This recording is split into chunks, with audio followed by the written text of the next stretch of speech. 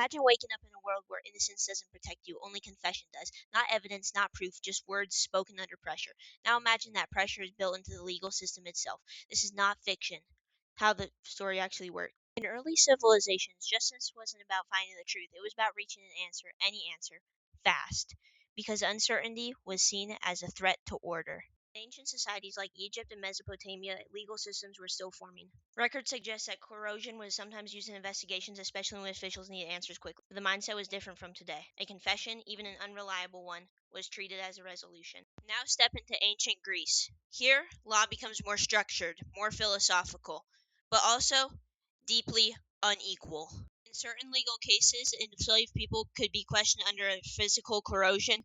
The logic was disturbing but simple. Pain seems to be a way to force truth. Meanwhile, citizens had the legal protections others did not. So already justice depended on who you were, not what happened, but your place in society. Then comes Rome, a legal system that would influence Europe for centuries. And here, interrogation under force becomes more formalized in certain cases, especially involving slaves or serious accusations. But here's the key idea shaping everything. Confession wasn't just evidence, it was the case being closed. That belief changes everything, because once a system values confession above truth, it creates incentives to obtain it at all costs. And outside the courtroom, punishment was not hidden, it was public, designed to be seen. Simple restraint devices appeared across many cultures: stocks, chains, public confinement. Not just punishment, but messaging. A warning to everyone watching. This is what happens when you step out of line. Punishment becomes not just justice, but performance. But history is full of exaggeration too. Many infamous devices people talk about today were either rare, misunderstood, or later inventions, and separating myth from reality is part of understanding the past. But soon, law changes again, and torture becomes more systemized, written into legal procedure in medieval Europe. That's where the story intensifies. Not because history gets more violent, but because it gets more organized. In part two, we move into the medieval world, where interrogation, courts, and fear become highly connected, and where some of history's most famous myths began. If you like this content and want to see more like it, make sure to like and subscribe. Part 2, Medieval Europe and the Rise of Judicial Torture. By the Middle Ages, punishment was no longer just a reaction to crime. It became a procedure, a system with steps and officials, and in some regions of Europe it became formal law. Courts were no longer only deciding guilt, they were also deciding how the truth would be obtained, and that distinction changed everything. Because if a confession was required, then the system needed a way to get one, even when the evidence was weak. This is where interrogation under force becomes legally structured in parts of medieval Europe, especially during periods of religious and political fear. One of the most well known examples is the Inquisition period. Church and state authorities investigated accusations of heresy, and procedure mattered as much as judgment. In theory, there were limits, rules, conditions, authorization. In practice, those limits varied worldwide by region and time. And this is where something dangerous emerges: a belief that truth can be extracted through pressure.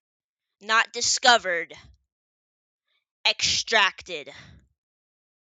That idea led to the development and reputation of various restraint and interrogation tools, some real, some exaggerated, some later inventions. One of the most famous is the rack, often described in later accounts as stretching device used in interrogations. Historically, it did exist in some forms, but its usage was not as universal or constant as pop culture suggests.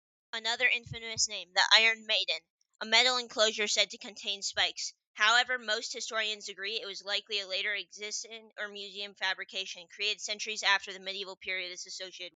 This matters because history isn't just what happened, it's what people believed happened. And fear spreads faster than accuracy, especially when it becomes storytelling. Meanwhile, punishment in real medieval life often include public display, not hidden chambers, but open squares. Humiliation was a tool of control because witnessing punishment reinforced obedience. A crowd didn't just observe justice, they participated in it socially. And this created a powerful effect. Fear didn't need to be repeated individually, it spread. collectively. Over time, however, legal thinking began to shift. Philosophers, lawyers, and reformers started questioning reliability, especially with the problem of fake confessions. Because under pressure, people say what ends the pressure, not necessarily what is true.